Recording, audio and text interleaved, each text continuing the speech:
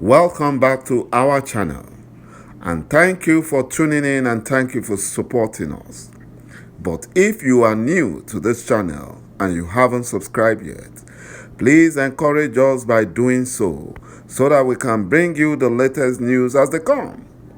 And together we shall work with our great leader, Mazi Nnamdi Kanu, IPOB, and Eastern Security Network to make our Biafran dream a reality and pull the Fulani Janjaweed to shame. He said, the terrorist Fulani Nigerian government are rejoicing with the Supreme Court Administrator of Imo State, Hopeless UZODIMA, for helping the Fulani Meyetiala kill Biafran traditional leaders and kidnap Biafran youth leader that all opposed the Fulani RUGA land grab in ỌÂ낳 local government area of Imo State. UZODIMA used the criminal Nigerian DSS and the terrorists in military uniform to carry out these wicked attacks and killings and kidnapping in ỌÂ낳 because the communities refused to part with the ancestral land that UZODIMA wanted to use for Fulani RUGA settlement that he promised the Fulani Nigerian government. And as such, the communities were attacked in the dead of the night, around 12 midnight. That was when they were attacked. The traditional leaders, their palaces and vehicles were set ablaze and burnt to ashes. These UZODIMA assassins burning the communities in ỌÂ낳 were seen wearing army uniforms until the video of their genocide got out to the social media. Then they were instructed to take off their military uniforms and continue with the attack because they want the community to succumb to the land grab for RUGA settlement, because the Fulani Janjaweed in the north are crying that the foreign Fulani terrorists are restless, and that is why they are killing northerners. They want their RUGA settlements given to them as soon as possible. And that is why UZODIMA is allowing the attack in Imo State.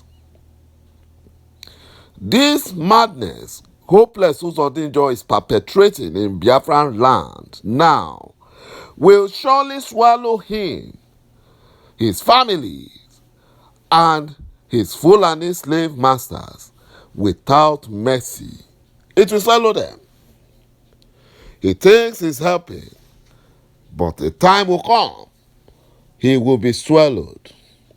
You know, these terrorist gunmen in Nigerian military uniform wreaked havoc on communities in Imo State by kidnapping 2 traditional rulers.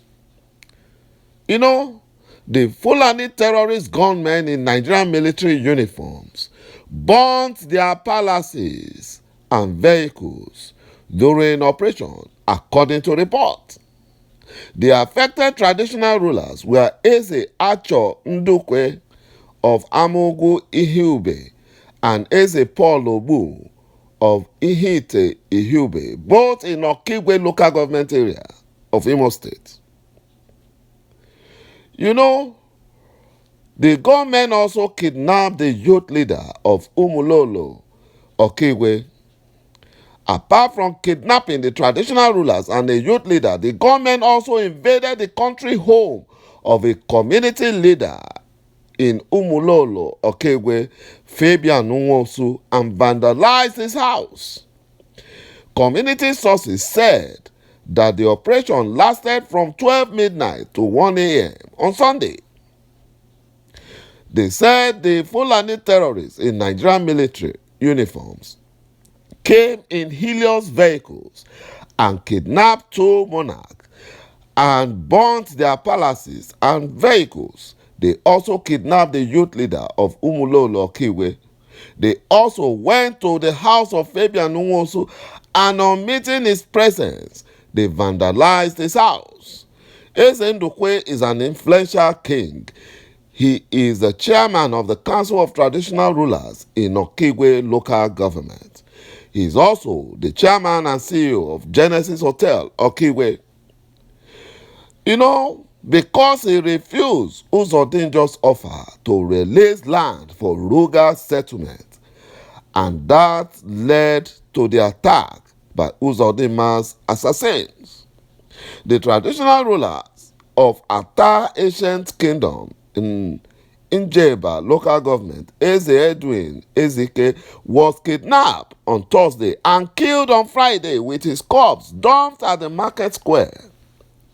The traditional ruler of Mbutu Ancient Kingdom, Eze Damian Nwigwe, was kidnapped on Thursday and released on Saturday. Also, the traditional ruler of Achi Mbieri, Eze Henry Madumere, was kidnapped also on November 19 on his way to a public function at Iho in Ikeduru local government area, all in Imo State. All this is because of their refusal to donate land for RUGA settlement, and they have also refused the state government led by Fulani slave governor Hopeless UZODIMA to grab their land by force. They refuse. That is why he's unleashing his assassins to attack them, to kidnap them. UZODIMA's hoodlum invaded Njaba local government headquarters at Nenasa and shot at traditional rulers. They shot at traditional rulers who were having stakeholder meetings, while 2 traditional rulers sustained gunshot injuries and were rushed to hospital. 2 other monarchs died on the spot. This is what Hopeless UZODIMA is doing in Biafra land, and it must be stopped. Hopeless UZODIMA Fulani assassins in Nigerian military uniforms were heard screaming during the attack in Okigwe that they can never allow peace in Biafra land as long as they have a helping hand like Hopeless UZODIMA helping the Fulani Janjaweed. The Fulani terrorists in military uniforms said that the North cannot be boiling with insecurity and Biafra remain peaceful, because the foreign Fulani terrorists that are supposed to be settled in their RUGA settlement in Biafran land have been refused by IPOB and Eastern Security Network, and that is why the Fulani Janjaweed are on rampage. The Fulani terrorist Sheikh Gumi tried to deceive the world and gullibles that his elder brother was kidnapped by Fulani terrorist bandits, and he had to secure his release after paying some ransom. What a big lie. Sheikh Gumi and his family are being protected by the Fulani Nigerian government and the criminal DSS, and any criticism against Gumi and his Fulani terrorists leads to bloody invitation and warning from the criminal DSS and Nigerian security agencies. That's what they do. Life has lost its value under this criminal Buhari Nigeria, the Fulani Nigerian government. Buhari created this terrorist plague even before he assumed his current position as president of Nigeria. He and his fellow extremists created terrorist Boko Haram and Fulani terrorist bandits in order to sabotage Biafran former president Goodluck Jonathan. Who can forget what Buhari's followers did to the National Youth Service members who lost their lives when Buhari lost woefully in 2011 election?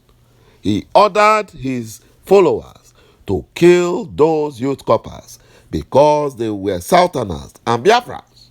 So he ordered, and that was what they did. That was what they did. But the horror and barbarism of these killings is only one thing: the frequency with which these gruesome killings occurs and reoccur is another. But beyond the bloodthirstiness of these Fulani terrorist attackers, the unending reoccurrence or recurrence of their gruesome attack and their helplessness and the helplessness of the victim, it is the seeming unwillingness and disinterest of the highest authority in the land to even show some concern that grieves the most. What more needs to happen before Buhari will leave Biafra alone? What more needs to happen before Buhari will genuinely tell the world the truth about the genocide going on in Biafra land? Thank you, my brothers and my sisters, for watching this video, and bye-bye for now.